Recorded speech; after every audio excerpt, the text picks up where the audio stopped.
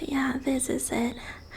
Bars and music are nice and all, but nothing beats a quiet moment away from the trouble when it gets too much. Sorry, I didn't notice there was already someone out here. I didn't disturb you or anything, did I? Oh, good. Why are you sitting out here all by yourself? Is everything alright?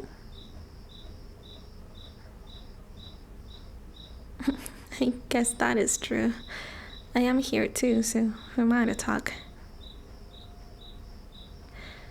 I just worry too much about people, so don't pay me too much mind. It's just that I don't think we've met before, and I have at least greeted everyone inside. So, have you been hiding outside the entire time? Okay, not the entire time, but almost. I'm sorry for asking this again, but are you sure you're okay? It's just a bit unusual to go to a party and then spend all the time trying not to be there.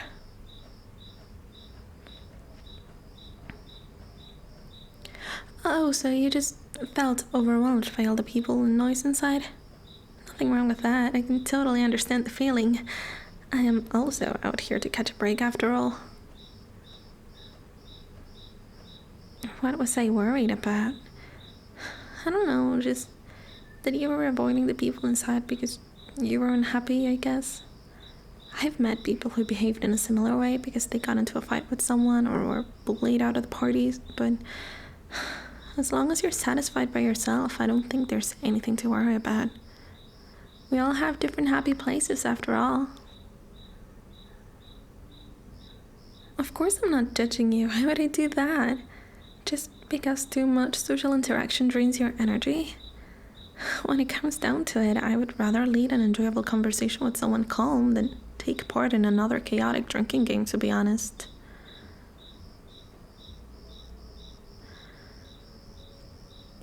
Okay, what does me being pretty have to do with not knowing what I'm talking about?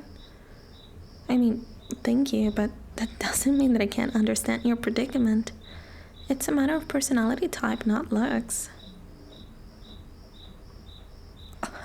Oh, you don't believe me? Okay, then let me guess. You were invited to the party by someone you know very well. You were happy to receive an invitation, but also felt slightly pressured by it to attend. In the end, you decided to come despite your doubts, but your friend was preoccupied with other people, so you quickly ran out of energy because meeting so many people stressed you out. Then you retreated into the garden to catch your breath, but noticed that deep down you liked the silent solitude much more than mingling with people you barely know, so you just stayed here until it felt too awkward to go back. Does that sound about right? What was that? I can't hear your apology if you mumble it like that. That's what I'm talking about. I might not be a traditional introvert, but that doesn't mean I can't appreciate some calm and quiet. The only real difference between us is that social interaction doesn't drain me as much.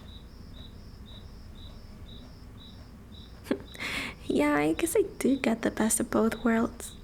I'm glad you understand now. It's not good to judge people based on their appearance, you know.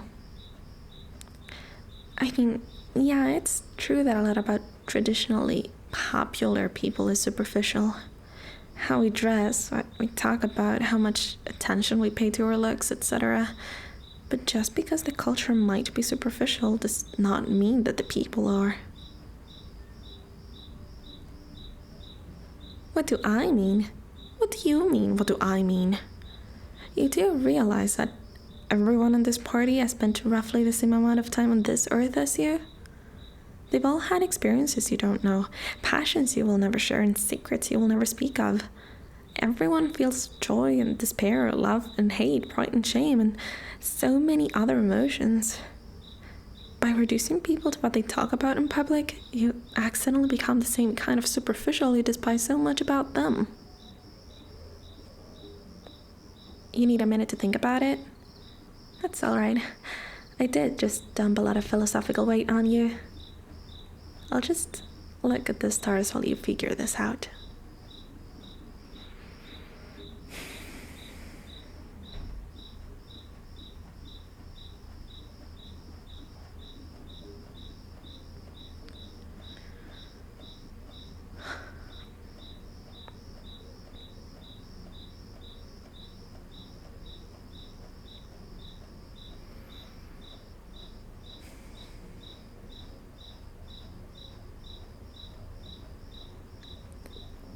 Do I think you're a superficial person? No, why would you think that? I only said that your mind walked into a trap that made you act like one. Believe me, there is a difference. Just look at this conversation we're having right now. We're exchanging actual ideas and talking about high-level concepts. It doesn't even matter that I'm part of the quote-unquote popular group and you're not. Oh, don't say that. I really don't like that term because it's just plain wrong. The whole idea of dividing ourselves into stereotypes like that is stupid in the first place. No one is just a nerd or just a goth or just a metalhead or just a popular girl. How do I explain this? Oh yeah, do you know how there are these distinct classes in D&D? Every character is either a rogue or a wizard or a barbarian or one of the other 10 classes or something like that. 13 in total? Thanks, I wasn't sure. Anyway, what class you choose determines what your character can do. A fighter can never cast spells, and a wizard can never heal, and a monk can never give bardic inspiration. Yes, I know multi-classing and some subclasses technically exist, but I'm trying to make a point here, so shush. In reality, people are not like that. We aren't born into any role, and we don't choose one either. It's more like Skyrim. Have you played it? I've only played the main story and some side quests once, but the important part is that you do not choose a class for your character. Every character ends up with different roles and abilities because of the choices they make and the skills they learn. But they are not constricted by those things. You can always choose a new level or a new skill, and the game even encourages that. And that is what people are like in real life. They might have different abilities and personalities and roles, but deep down, we're all the same.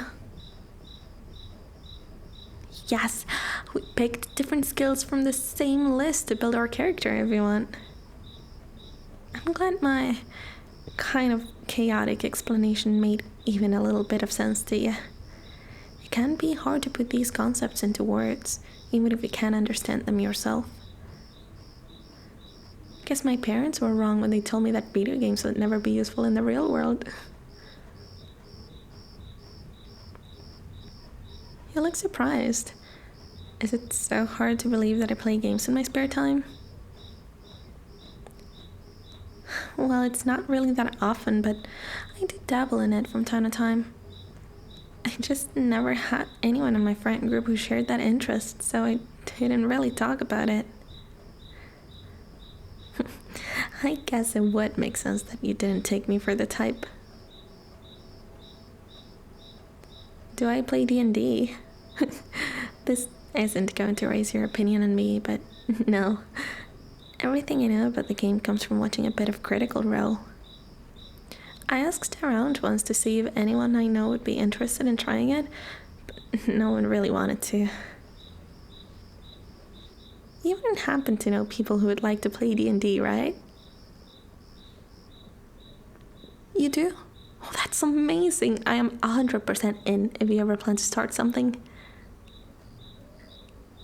I am serious. I have so many filled out character sheets lying around at home. Well, not literally lying around. They are neatly packed into a folder. I can't have my room cluttered like that. What would I like to play as? Most of the characters I build are either wizards or barbarians, so probably one of those. Maybe I'll choose that high elf evocation wizard. I think she would be very interesting to play. What do you mean, basic? Shut up. I am new, so I am allowed to be basic. Man, I'm so happy to finally know someone who shares my interest in that stuff. It can get kind of boring to play games or watch anime by myself. I mean, yeah, I go out with friends a lot, but I reserve the Sundays as me time. It keeps both hobbies from bleeding into each other, and all my friends know it, so I usually just end up lazing around all day. Oh, you don't believe me? I guess you'll just need to come over sometime to check it out for yourself. I have a collection of onesies, but I think you might need to bring your own. We don't really have the same size after all. Oh, we could also do a sleepover and play games all night. I have never done one of those LAN parties that people keep talking about. There are so many things I want to try out. Only if you're comfortable with them, of course.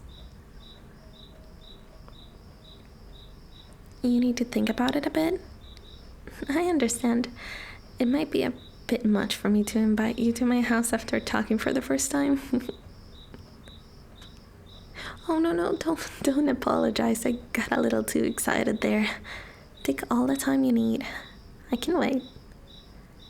We could get to know each other a bit better first, if that would make you more comfortable. How about I introduce you to my other friends?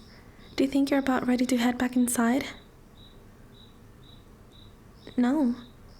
Then I'll just stay outside a bit longer too. I am way too invested in this, in you, to just stop this thing we're having. Oh yeah, of course we're having a thing. Have you not noticed me trying to flirt with you since a few minutes ago? Have I slowly slid closer to you on the bench or trying to put my hand on yours? Oh, so you think I would invite anyone I just met to a sleepover? No, my friend. I only do this with people I am comfortable with. How do I know? I've always been pretty good at reading others. Since I spend a lot of time around different people, I also have a lot of experience doing it. So I can tell that you're a good person. And yes, I am interested to see where this will go. I would consider us friends already, but maybe there is more in the horizon. And just why would that be hard to believe? I've tried relationships before, but they never really worked out for me. Maybe because I always tried them with people I knew beforehand, meaning extroverts. So they might just not be my type. Maybe introverts are my type. Maybe you are my type. You're so cute when you blush like that. Relax, this isn't something we have to decide immediately. Just go with the flow and see where it takes us. Maybe we'll become friends, or maybe we'll become lovers. But I'm sure we'll become something. It seems this kind of straightforward flirting is much more effective against you than shitty puns and subtle hints. You're really weak against compliments, aren't you? I'll keep that in mind for later. I always act kind of flirty with my other friends, but we keep it relatively subtle and, well, superficial in a way. We don't really talk about actual feelings and just give each other friendly compliments and try more or less smooth pickup lines if we see an opportunity. It's all just good fun, but I guess it did make me a lot more perceptive to the whole thing. I immediately recognize signs of people flirting with me, even if they're trying to be subtle about it. Another reason why I liked talking to you so much. You didn't try anything just because I was there, but were instead genuinely interested in our conversation. Oh, thank you for saying that. I do try to be an enjoyable and interesting conversation partner. It's getting a bit cold out here. Would you mind coming back in with me? I would like to talk to you more, and I don't want to leave you out here all by yourself. What if someone else comes and snatches you up for themselves after I just started to like you? That'd be horrible, wouldn't it? Oh, I know that wouldn't happen. Probably. But seriously, come back inside. You were probably out here too long to notice, but it's really cold and I don't want to worry about you. Besides, I bet my friends would love you. They're a very friendly bunch, especially when I introduce you to them. I bet you would click very well with them if you tried. And I promise that I'll be with you the entire time so you don't get stressed out like before, okay?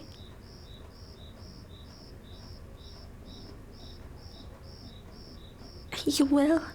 Oh, that's great. I can't wait to show you around. Now, have you ever played 7 Minutes in Heaven?